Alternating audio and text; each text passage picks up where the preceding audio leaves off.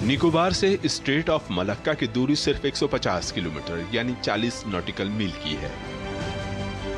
एक ऐसा स्टेट जहां से दुनिया का 60% व्यापार होता है। 805 किलोमीटर लंबा ये स्ट्रेट हिंद महासागर और प्रशांत महासागर यानी दक्षिण चीन सागर को आपस में जोड़ता है। अंडमान निकोबार हमारी जो ट्राई सर्विसेज कमांड है, हमने बहुत समय से बोला था कि हमारा यहाँ फुटप्रिंट बढ़ना चाहिए, हमारी एबिलिटी फॉर सर्वेलेंस बढ़नी चाहिए, हमारे रेडार्स नेटवर्क्स, आपने देखा ये सब कितने ज़रूरी होते हैं जब ऑफ सिंदूर हुआ, एंड हमारी रीच बढ़नी चाहिए।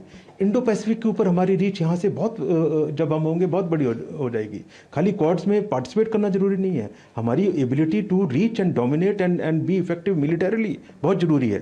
तो ये जरूरी है, सो ये स्ट्रैटेजिक इंपॉर्टेंस है।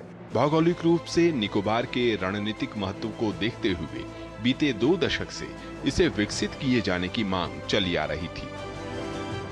एक अहम फैसला लेते हुए केंद्र सरकार ने इसे चरणबद्ध तरीके से विकसित करने का फैसला किया।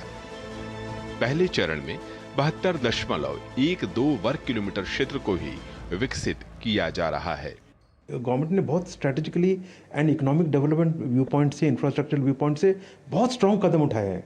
And I am really surprised because even previous government, मुझे याद है Mister Antony himself had said यहाँ पे डेवलपमेंट होने चाहिए, specially from defence point of view.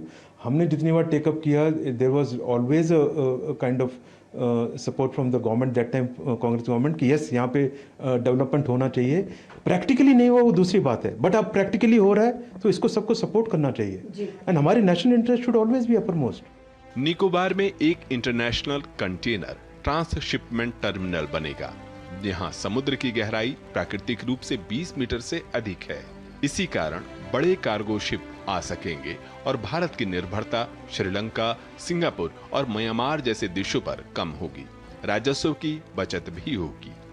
एक ग्रीनफील्ड अंतर्राष्ट्रीय हवाई अड्डा प्रस्तावित है जो लगभग 10 लाख यात्री प्रतिवर्ष की क्षमता वाला होगा, जिसकी क्षमता बाद में बढ़कर 1 करोड़ यात्री प्रतिवर्ष की हो जाएगी।